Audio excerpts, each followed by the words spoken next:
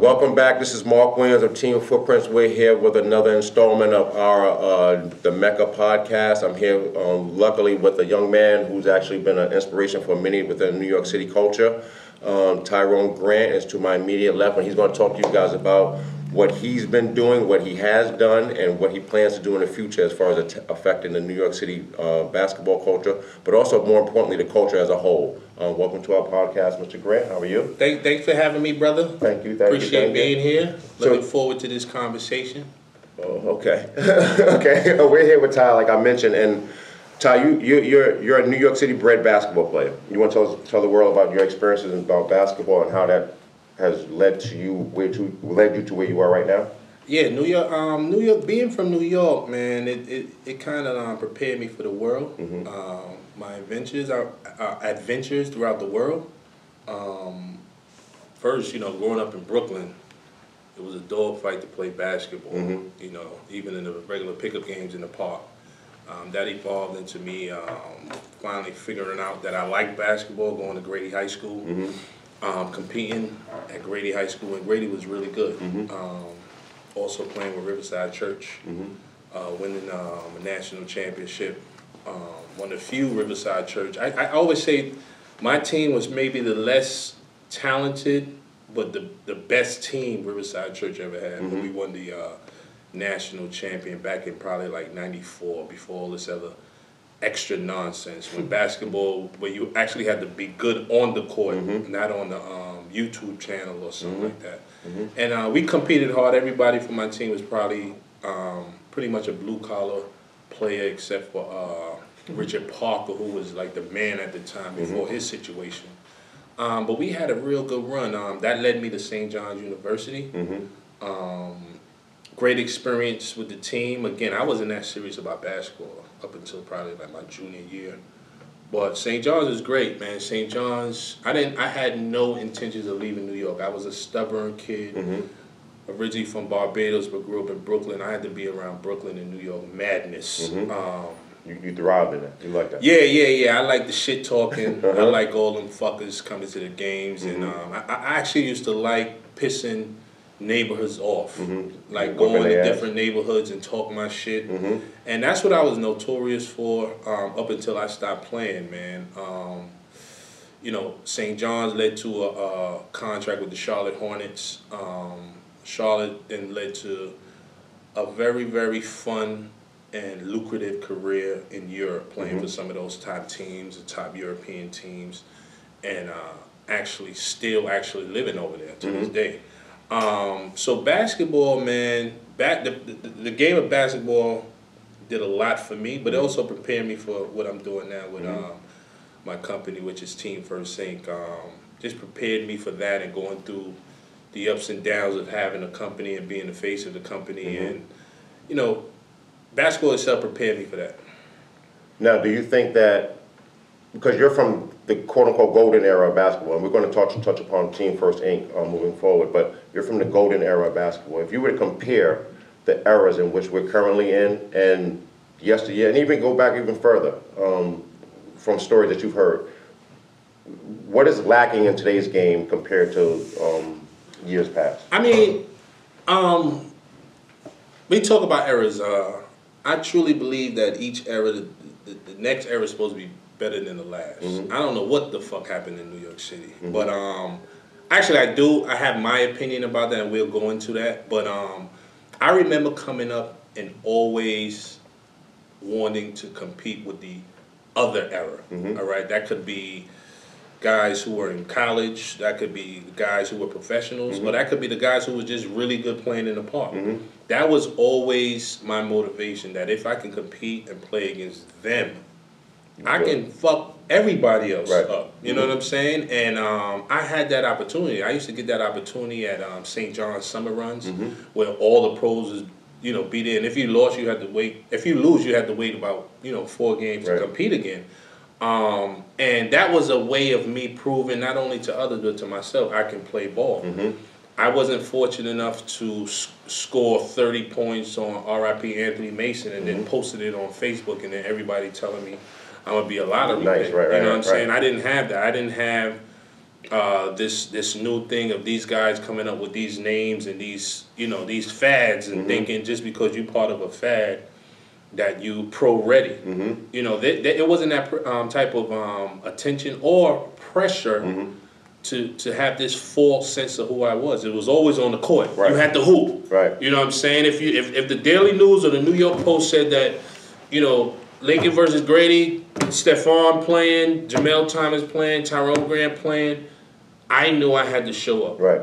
Win or lose, I had to go kick somebody's ass. If Riverside was playing Gauchos, I had to go and play and compete and kick somebody's ass. But now, you can kind of shy away from that. These kids shy away from that type of competition. And I really blame the kids. Like, let's be honest, as parents, we train or we teach our kids, even in our jobs now, we teach kids how to do stuff. We show them how to do stuff, right? So if you talking about these little hoopers now who are getting this advice from guys who have no clue about what it takes to be good in anything. You know what I'm saying? What's crazy is I catch myself having debates. Well, I don't know anymore, but I used to. With guys that don't even have a resume. If my daughter today says, "Daddy, I want to be a doctor," I'm exposing her to that field. I'm having her speak to doctors. I am not having her speak to the dude that was a box boy in the pharmacy. You know what I'm saying? There's a disconnect from the reality of becoming something or someone who dreamed of becoming something. Like, there's a disconnect. So today in New York City, what I've observed from the outside is that there's a lot of that going on. You know what I mean? And I think it's a New York thing because, these young guys who, and I respect everyone. If you got what it takes to be great at whatever you do, especially with basketball, go ahead. You know what I'm saying? For one exception, my man Gooch, he easy to talk to as a young guy. He's always willing to learn. You know what I'm saying? Everybody ain't like that. Everybody think they got the answer. Right. They don't have a resume. They don't have nothing to prove. I mean, they don't have nothing to prove what they're saying, but they had a gift for gab because little Sean moms might need a box of Newports. So he give her Newports. So now she trusts a little, you know what I'm saying? So it's the dynamics are hilarious, but I guess that's why we are where we at right now with New York City basketball. They look at you crazy because they getting the short-term satisfaction. You know what I mean? Which is crazy to me. Like, look at the big picture. So for me, it's different. The environment is different. The competitiveness, because kids like basketball, they love basketball, but they don't even love to compete. Right. I don't get that. Why you not in the gym? You looking at the highlights of yourself. So just the whole way of thinking. People make excuses. It's the kids be on TV. Listen, everywhere in the world, kids is on their phones. Right. But when they know when they got to get busy, they got to get busy. One thing I would say about those brothers out there in LA is that doesn't matter what shoe affiliation, those guys who are professionals, they get the top trainers that they know that are the top trainers. They don't let anyone dictate who is the top this or who. And they put everybody in the gym, and we gonna see who the best player is, right? And you see their results. Like, that's not even brain. That's how it was when I was coming up. Baron Davis had it. What happened was New York City, and again, I was busy working. You know what I'm saying? I was busy creating this big ass company I got, and I was hooping, so I wasn't that knee deep in it. But what I've noticed in New York City is that the older guys, all right, they allowed these no brand name fools to get into a culture, take the maturation part of the culture, meaning helping these kids develop, right? Because development is everything. And development is anything, any field you want to talk about.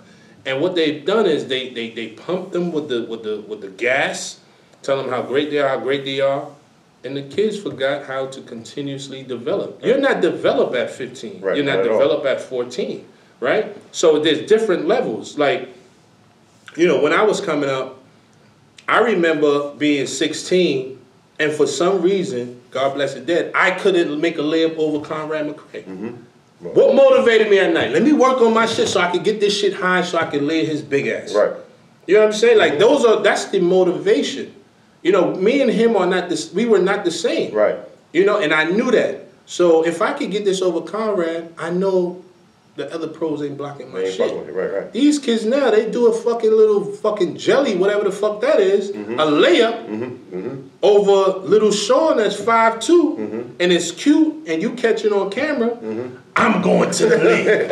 I got 100,000 views. I'm going to the league. You feel me? So the false sense of self is all over basketball, but it's really bad here because we New York City, we the Mecca. Everybody takes notice. But at the end of the day, as the profession, because I'm 40, so I'm not that far removed. But when I get with my network of professional athletes, it's a joke where we at.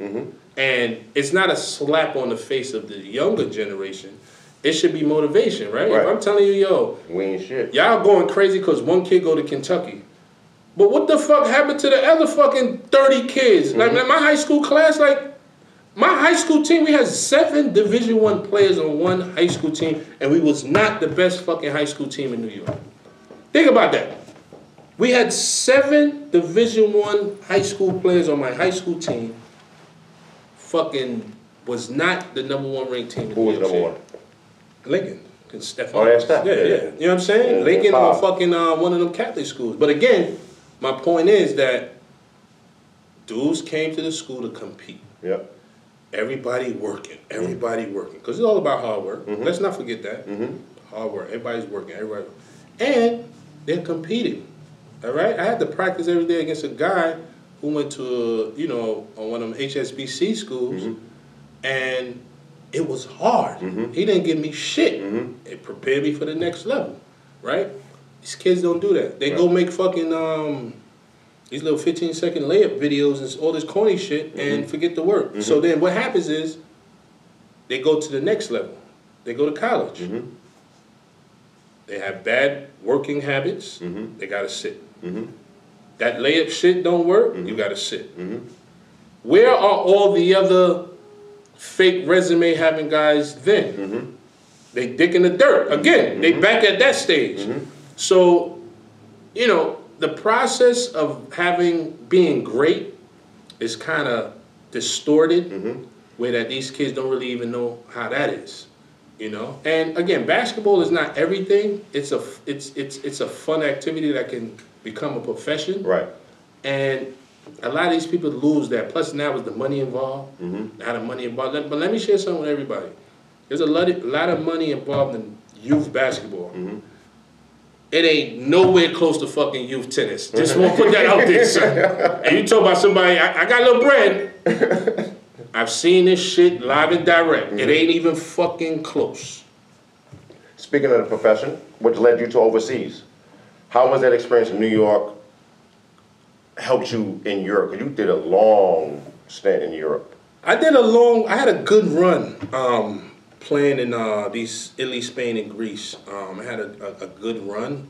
Obviously, I have a lot of friends that played longer, but I did a good 10 years playing. And to answer your question, playing in New York City made that shit, playing the game very easy. Yeah, they might be talking shit to me, but it's in another language. They might be. Only thing I had to adjust to was them throwing shit. Or from the stands. Right. That's the only adjustment. But again, I'm a New York guy, so New York guys are considered hustlers, right? I was after that paper. You know what I'm saying? I kind of, and it's funny, I was just talking to my man Joseph Forte about playing over there. I was so competitive when I played basketball that I didn't have too many friends in New York City off the court. Because I wasn't fucking with them. Yeah, that's now too, though, Ty. Right. It's consistent. But this is what's funny. So, for example, Dwayne Woodward, 40, is my man. Jamel Thomas is my man. I didn't establish a relationship with them for real until about 12 years ago. Only person I used to fuck with when I played basketball was Charles Jones.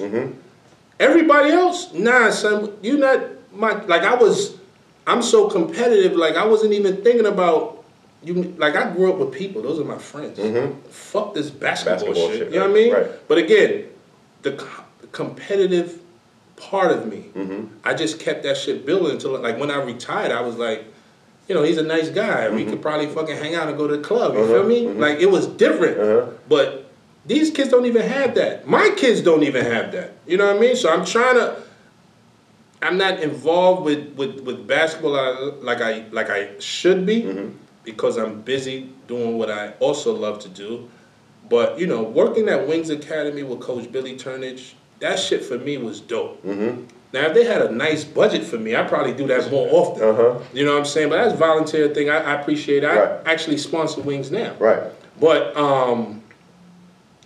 I think that some of the more mature, experienced guys like yourself, all these old fuckers around here, they need to figure out how they can put their hands on some of these kids and guide them. And we ain't just talking about basketball. Basketball, the best is going to be the best. You know what I'm saying? You go work, somebody will grab you.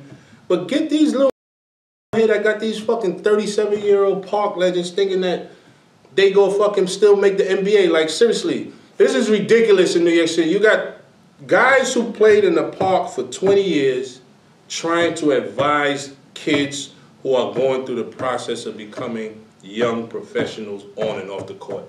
No fucking disrespect. They don't have to ever worry about talking to my kids. Talk to my kids about how Lamar Jones bust your ass because he was a pro and you was a park legend. Talk to my kids about fucking how you stayed in the park while this guy went to school and now got a 7-figure job. Like that's what, you know what I'm saying? Nobody want to differentiate that, but I will. Because I don't give a fuck. Okay. Now, you're back home. You're back in New York City. You've been back for, on a consecutive basis, how many years? 11 years. 11 years? Yeah, man, my daughter 10. What have you been doing to make a change within the culture of New York City? I know that you have Team First Inc. Tell the people exactly what you're doing and which route you're taking as far as making a change in today's culture in New York City. All right, so I'm probably taking an alternative route to try to preserve basketball like I know it. Team First is my company. We're a youth service provider. We just don't do basketball. We just don't do any sport. I actually just finished my flag football championship yesterday in the district. But we're approaching things from a holistic point of view, meaning that sports is not the only way out, right? Good or bad, great superstar or not, sports is not the beginning and the end of your life. It's part of your life, right? So with Team First, yeah, we provide another kind of outlet for these kids while pushing them to be, you know, the best athlete or student athlete, literally student that they can be, because we know the percentages. We know everybody's not going to be a pro.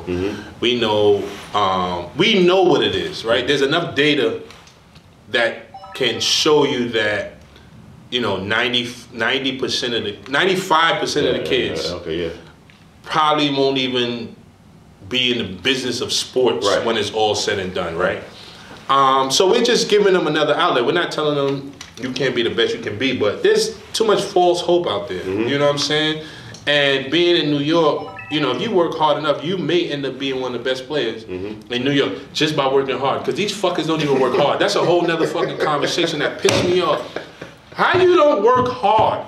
Like, coming up, when I came up, I had no choice. Talent or not. The best player, Marbury, worked hard. You understand? These guys worked hard. I don't understand how these guys don't. I never can understand that, and I never can understand when the coaches let a kid play and he's not working hard. You know what I'm saying? Shout out to my high school coach, Derek McMahon. I didn't know no other way. Yo, I stopped working hard the day I retired. Like, I didn't even know. You know what I'm saying? Like, yeah, I could have worked harder, but you couldn't tell. Like, again, I wasn't a big fan of practicing, especially overseas where they be trying to have you practice 2 and 3 hours twice a day. That wasn't my thing, you know what I'm saying? But because I work hard in the game, I got away with murder. It's funny, me and Joe was just talking about this too. But these kids are not at that level, right? These kids, you know, these kids are still in the development mode, right? It's funny that a lot of times when people tell me, come watch this kid, I give them my opinion, right? Mm-hmm. I got somewhat of a resume. Mm-hmm. I'm just giving you my honest opinion. I don't care if he becomes pro. Mm-hmm. I don't want to sin. I don't give a fuck what happens to the kid athletically, right? I'm detached. Like, I got my own kids. Mm-hmm.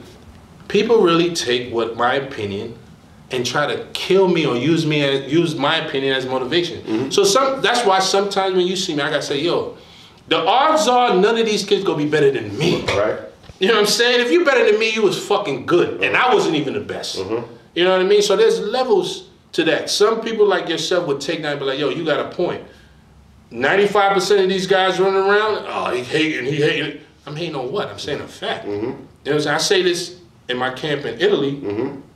They be like, yeah, that's true. Mm-hmm. You know, you just might not. But I'm in a camp with other professionals who can look at the kid in the face and say, look, you might not be better than Mr. Grant. Right. And that's fine. Right. But let's just be honest. Right. You just might not. There's a reason why your mom is paying us 300 euros. Uh-huh. You just might not be better than son, right? So again, you in New York, you can't really have that conversation. I'm actually considering bringing a different kind of camp, a competitive camp experience to New York City, right? I'm too wrapped up in my day job. I may have to sit down with guys like you and Dane Irvin and just sit down and because I got a little bit of bread I can play with and try to support the culture in that way, and I actually want to do that, but then I got to be comfortable with you guys because, you know, I got another world with my kids. Right, she might be on tour. He might be on tour. Right. I might not have time. But again, if I can be part of it that way, that's how I'm looking at being more part of New York, just supporting trends, supporting opportunities, supporting camps. With the right people helping. Right. But I'm old school. Right. I mean, nothing again, Gooch may be an exception. Right. I'm not comfortable with this young state of mind. These young kids, these young dudes don't even get no bread. Mm-hmm. So there's already a disconnect with me. Mm-hmm. Like, how are we gonna make this? What, you know what I'm saying? Like, I like to create stuff where that at the end of the day, everyone is completely satisfied. Right. That could be from financial. That could be just personal.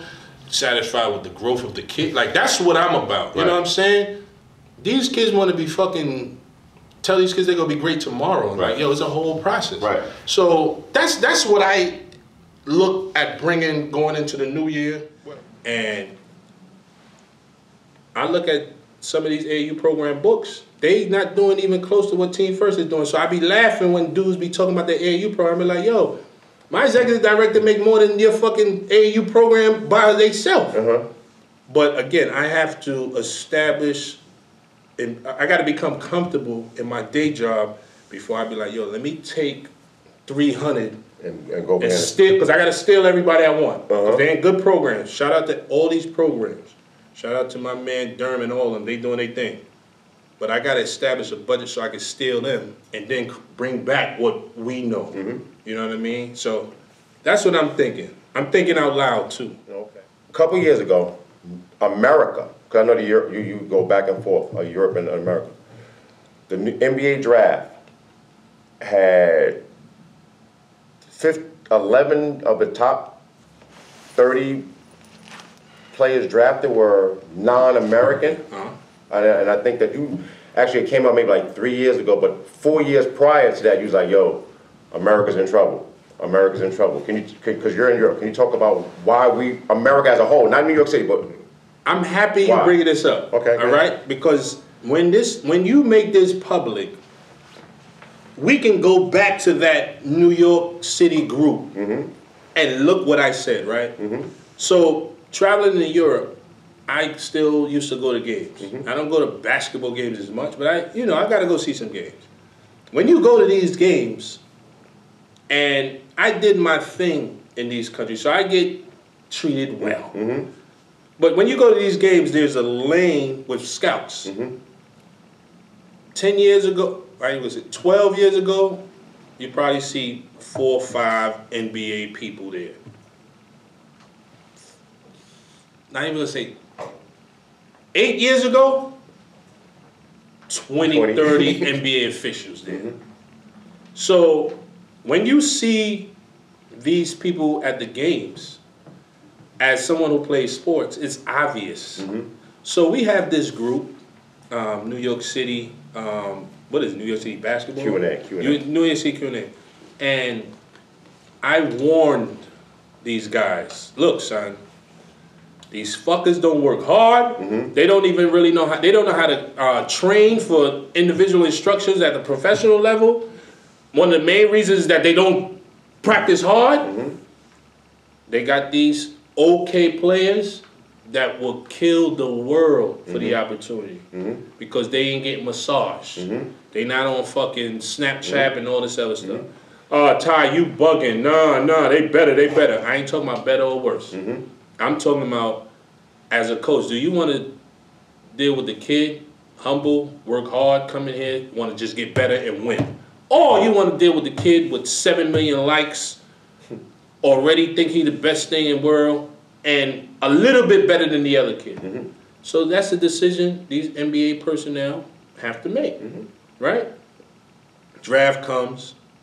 I'm not even watching the draft, but my phone is ringing. Son, how you know? So I don't fucking lie. This is not make-believe, you know what I mean? I'm not in the make-believe. I live between 2 different countries.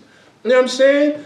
You would rather listen to the dude that chase AAU programs and want to be AAU coach for this team and then want to be part of New York United or New York summer team, summer shit, that New York Nike shit in the summer, or you want to talk to somebody that has nothing to gain, because I don't get no money out of this, Right. who's just giving you an honest opinion. See, these are the questions parents, coaches have to ask. Who's giving you the information? I always tell my staff this, also my kids. It's one thing in getting information. It's even more important who giving you the information. That's why I could disconnect myself from all this drama and all this hate from people. Like, yeah, he said that about me? Okay. All right, what the fuck is that? You know what I'm saying? That's why people be always be trying to feel like, yo, Ty, you never, nah, son, first of all, I never always played basketball, but this is a basketball guy trying to say some negative shit about whomever. Ask him what he did. Now, I can agree to disagree with somebody that's respectable. But guess what? Me and him still gonna have a regular conversation. Right. You think he's good, I think he's bad. All right, that's your opinion, that's mine. But that same person never comes to me like, yo, I told you, yo, you don't know what you're talking about. No, hey, it's basketball. It's fucking you right or wrong. Like, the kid is good. All right, congratulations. You know what I'm saying? I had to tell somebody that about another gentleman. Like, I had to tell him. I spoke to one of your favorite guests, fucking Cash. And I had my opinion about the player that's in Orlando. It's my opinion. Good or bad, good for him. My life don't fucking change. You know what I'm saying? But shout out to him for being persistent. Hard work. He worked hard. Work his ass off. He worked hard. Right? He's an exception. Why? Because he thought he was everything he wasn't. And he worked hard. Give his parents credit. How many of these kids can do that, son? Can't fucking work hard. Let them hit the top of that roof, son. They don't know how to get through that shit. They go hit it, and they go fail. You know why I know? Because I see some of them coming here every day for interviews. So I got to deal with that. I got to deal with the broken dreams. I got to deal. That's one thing about having a company that still kind of deal with sports. That you come across athletes whose dreams were broken. In reality, they still got a lot to offer the world. And they end up not even having a pot to piss in. You're 25, 26, don't know what to do with your life. You serious? Serious? So all they know is basketball. But that's all they were prepped for. For basketball, Right? That's all they were told they were going to do. Even though most of them don't got the slightest chance. You know what I'm saying? So most of these guys were prepped and prepared to fucking fail in reality. You know what I'm saying? They went to college thinking, okay, I'm going to get my minutes, I'm going to go to the league. I'm going to get my minutes. Nah, so you got to be a whole person. Again, basketball for me, like I haven't even played a game of basketball in 10 years, right? Other than winning MVP for St. John's alumni game. But that's another conversation, right? But I haven't played basketball in 10 years, right? I played professionally for 12 years. So my time away from basketball is about the max the time I played for basketball. Then I still got like another 40 years to live, right? These kids don't even understand that concept, all right? I like going to basketball games. I don't love it. I like going to basketball games. Basketball was a tool we use. You know what I'm saying? You're doing your thing with this. You got your company.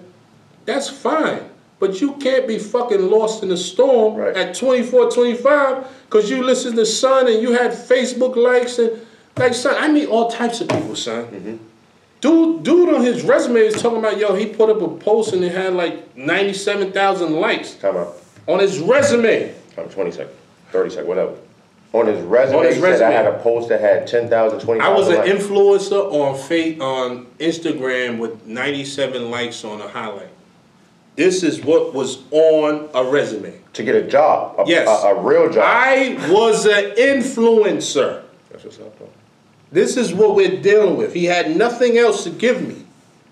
And he didn't even fucking finish school. But this is what, again, as an employer, this is shit I get. No, many people don't even think, but like I had a young boy here the other day. I told him, I said, look, son, you can do what I do. I'm not doing this forever. You know what I'm saying? I'm trying to wrap this up in the next 9 years. But you have to try to aspire to the same energy you had about going to the NBA. Son, apply that shit to the real world. You know? So, again, we're dealing with a strange generation, you know? Shout out to the millennials, but I don't like most of you motherfuckers. But I love the exceptional ones. The exceptional ones is game changers. I agree with that. Right? And if we can get these young guys to just take some of the old school philosophies, which should be life philosophy, work hard, listen. Yeah, I think that's the biggest one, listen. Listen. I think listen is big. Know your history. I knew all these older guys. And every fucking day I was like, yo, I gotta do that. He did that, I'm gonna try to do that. Oh, he did that, I'm gonna try to do that. Okay, I have a quick question before we wrap up. High school, who's the best player you played against in high school? Good question. It might be Marbury. It's not Felipe. When we AAU, Riverside Gauchos, Felipe did his thing. We couldn't do nothing with Stephon. Kareem Reed killed Stephon Marbury every time, but Steph always hit that big. We beat them, just couldn't. It was, you know what I'm saying? Like, high school is funny. High school is, again, I only was around that scene for 2 years. I was kind of late, but again, Richard Parker was the man. You know what I'm saying? Rich, you should interview Rich. Rich was the man. I don't know what he's doing now, none of that shit, but AAU, he was the man. That was the first, he was my roommate, so I used to see all them A1 coaches come into the room just to say hi to him. So I know, this is no exaggeration. I was there. But Kareem Reed was the man. You know what I'm saying? These guys were superstars. But thinking about it, when we won our national championship that summer, everybody, they had all this, Paul Pierce's, all these guys, Kevin Garnett. It was a way to kind of slow them down. But the Marbury guy, I don't fuck with him. That's not my friend. Let's just make this clear. I ain't from Coney. I went to school in Coney. That was a different kind of monster. Chauncey Billups, nice.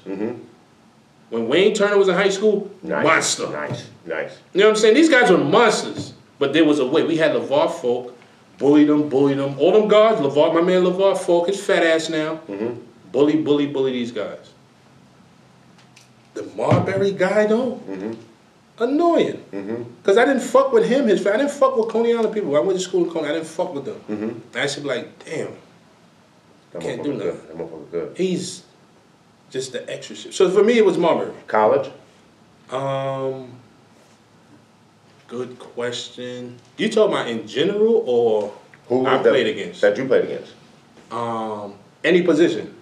Whoever that motherfucker was. Fucking, it's not easy because I was in the Big East when it was the Big East. I can give you three. Allen Iverson. Kerry Kittles, and Ray Allen. Those are three pretty These good are motherfuckers. fucking nightmares. Just looking at the scouting report, what we gonna do? I can't. Nah, those three. I'm gonna stick with those three. Who are you gonna say? No, I was going mid. 3B. Who's that? I was going to say John Wallace, but nah. He wasn't on that level. Them two motherfuckers, them three motherfuckers you watch on the tape, you be like, oh, I know. I seen it. Yo, how we gonna figure this out, cuz? Yeah, I seen it. You know what I'm saying? And it wasn't a fair thing. It was more of a, is he gonna get 20 or is he gonna get 40? But you, in that era, you played Dukes, you played Carolinas. No, they ain't got nothing. Them three motherfuckers, cause they was like this, offense, defense. Yep. You know what I'm saying? Some dudes you see, John Wallace, you ain't gotta worry about it. He give you 25, you give him 17. It ain't, you know what I'm saying? Allen Iverson is pressing the ball full court, dude. Like, what the fuck is that? Yeah. And then he get a steal and then do a backwards dunk. Yeah. And then talk shit to your coaches. Kerry Kittle's quiet as everything in the passing lane, in the passing lane, in the passing lane. Then shoot a three in the passing lane, like, you know what I'm saying? Ray Allen coming off screens from everywhere, in the passing lane, getting a dunk, pull up for, like, you know what I'm saying? Like, that shit was, for me, that shit was, it went by fast, and I never forget those times. But those three dudes, man, it was crazy. What about overseas? Use my phone. Overseas. Joseph Forte, again, I lost a lot of money fucking with him in the finals overseas. The nicest to me, dude by the name, he died. Dude by the name of Alfonso Ford. Shit.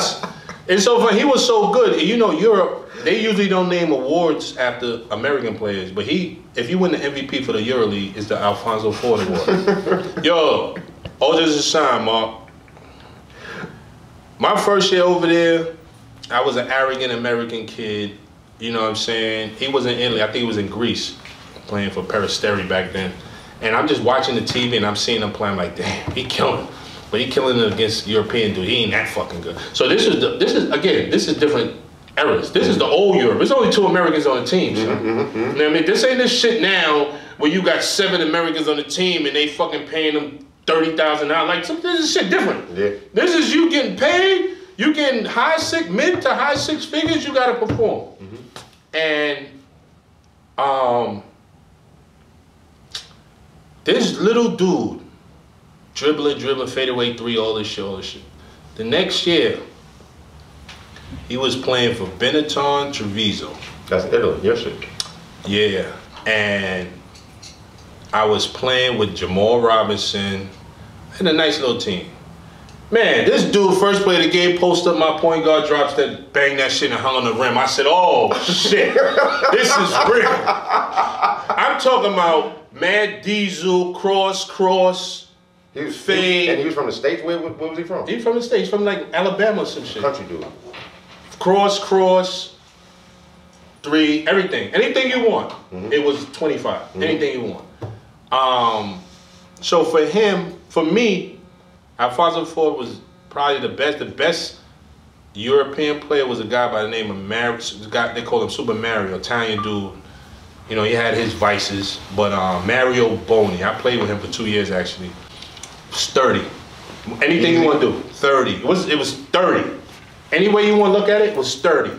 And it was a joy playing with him. People always wonder why I wanted to play with him, because he had his 30 and I had my 19. Like, I didn't have to score 30, and we were very, very successful. You know what I'm saying? But there's some other guys I might be missing. You know what I'm saying? Watching Lamar Jones play the ULIP Cup and not really knowing him like I know his brother, but watching him destroy the top point guards. Okay. My second year overseas was ridiculous. And I think I should actually speak to Lamont, and I'll tell you why. Because Lamont went Division II. Right. He went to UB. And he was a monster. He was good. He was very good. Very good. And then he went overseas and murdered that overseas stuff. It was ridiculous. I mean, but when we came home in the summer, we played Pro City. It was obvious why he was what he was. Right. You know what I'm saying? So LJ was up there. I mean, I could name some New York dudes that killed, because there's a lot of, another thing wrong with New York City, be lying. A lot of dudes be lying about what they did, son. I was over there at that time where I seen it. Like, if I didn't play against you, or I didn't see you play, like I ain't come to your game, you wasn't playing in no top league. So I don't care what you tell your moms. You know what I'm saying? Like, you wasn't playing in no top league. Like, you know what I mean? Playing against 530, Charles Jones, 40. All these dudes, even little fucking, when Steve Burke came overseas, like, he just on some other shit. You know what I'm saying? Like these dudes is nice. So when there's comparisons online with these guys who are like seasoned professionals, like that's why I be going in. I be like, son, the park is pretty. Like, I played summer basketball, was better than almost all them guys who are so nice in the summer. And I'm like, yo, son, this is my off season. Like, I don't even, like, I'm coming from Miami. Like, I lived in Miami. Yeah, I remember that. Like, I flew into games, played, partied, fucked around, checked my crib, and flew out.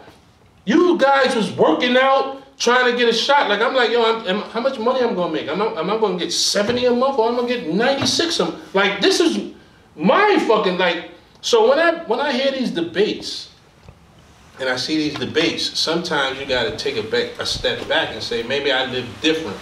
Maybe I wasn't too caught up in that summer hoop shit. These dudes wasn't that good. You know, if they was that, listen, New York City was so good back then that if you, Homicide, for example, if you was good enough in the summer league, somebody was gonna give you a shot. Now, what happens after that, that's on you. Homicide did his thing. And he's still taking advantage of who he is today in Australia. That's the happy stories I like to see. But in his mind, the trainer's trying to make him better. So it's psychological warfare.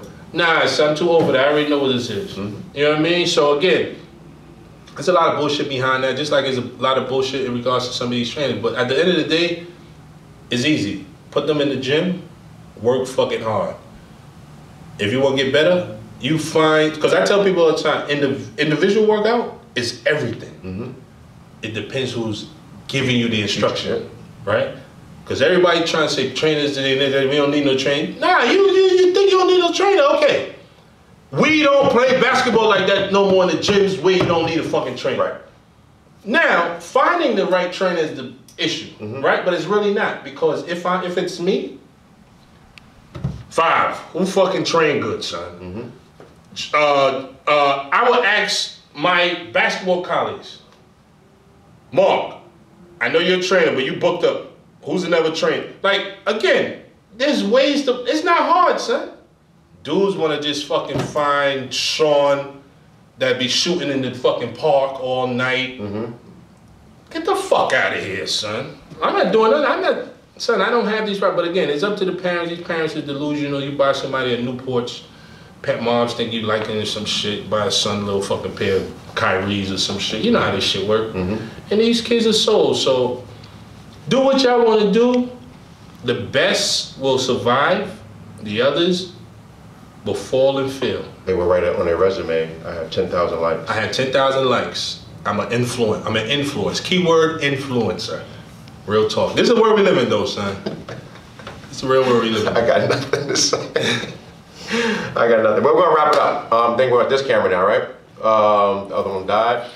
We had another episode with Ty Grant this time, in which point he spoke about everything related to basketball, and also he mentioned his organization Team First Inc., which is doing outstanding things with the community. Again, using sports as a tool, but also coming back on the other side as far as the academia and affecting change in today's culture moving forward. Thank you, sir. Thank you. Thank you for having me, guys. Thank you. Appreciate it. And also, be on the lookout for his daughter. She's like top 10-year-old in Europe, whatever that means. In the world. In the world. Oh shit, fuck Europe. In the world. Easy money in the USA, son. She ran through everybody. Damn, keep all that, because we're gonna use that against her 20 years from now. So we need to check. All right, thanks, man. It was a wrap.